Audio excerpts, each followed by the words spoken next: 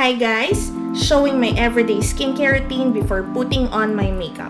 First is the toner, then Peptide Skin Booster by COSRX contains hyaluronic acid plus amino acid. Basically, it hydrates my skin. Followed by Lucas Papaw to moisturize my cracked lips, also good for insect bites or bruises. Then Vitamin C from Japan brightens my skin. I apply it in the morning kasi hindi siya pwede sabay sa retinol at night.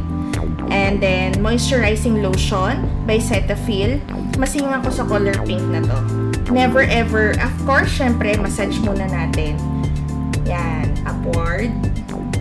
Then never ever miss the sunblock. Ihilamos para sure na protected from the sun. Then, for my base, I use Fenty Foundation Pro Filter Shade 210. Dan na pala ako mag-primer niyan. And then, i-blend lang natin. Yan. And then, for contour, I use BLK Matte Cushion Shade Cocoa. Of course, the nose line. Then, sa may forehead. Then, sa may cheekbone for lifting effect. Lagyan na rin natin dito sa may chin area. Ayan, para kung double chin maitago. So, i-blend lang natin.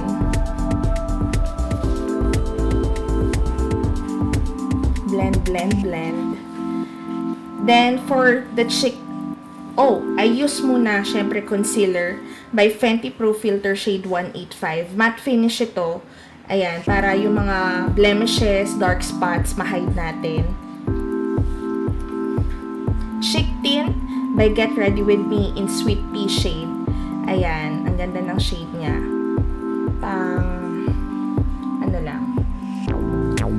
For everyday use, pwede.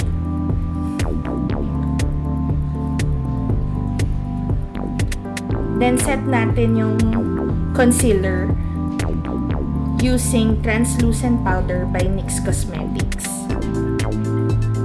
Set natin sa may eye area. Sa may nose. I use Estee Lauder as my powder to set in my makeup. Lipstick by Sunny shade Peachy Kanda. Syempre, to achieve glass skin effect, I use Bobbi Brown highlighter in pink glow shade. Favorite ko yung mga pink glow shade. Available din yung Get Ready With Me pink shade ng highlighter. And for my eyeshadow, I use Clinique blush powder shade 106.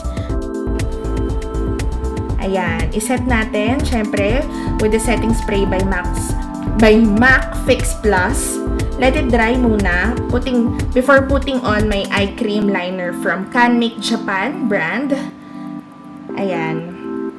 Sobrang ganda nito kasi manipis lang yung niya, so madaling ilagay. And then, brush lang natin yung eyebrows. I love using the Microblading Pen Perfector by Strokes. So, ayan. Yan na yung gagamitin ko. Ayan, nagkamali pa. So, erase natin.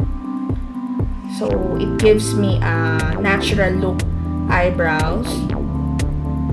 So, follow ko lang yung shape ng eyebrows ko para mas mukhang natural. So, and then yung next naman natin.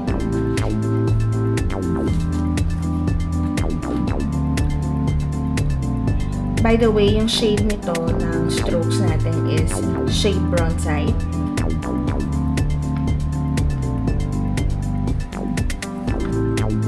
Ayan, kasi hindi pantay yung eyebrows ko dyan dahil nagkaroon ako ng minor stitches way back 2014.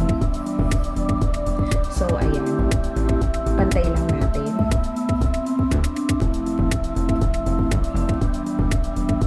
Okay.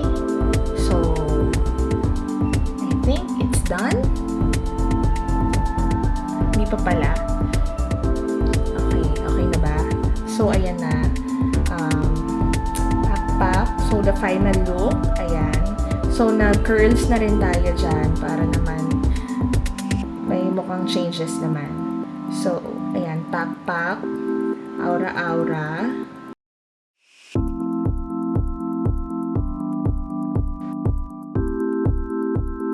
ganda-gandahan. So, ayan. Okay, bye!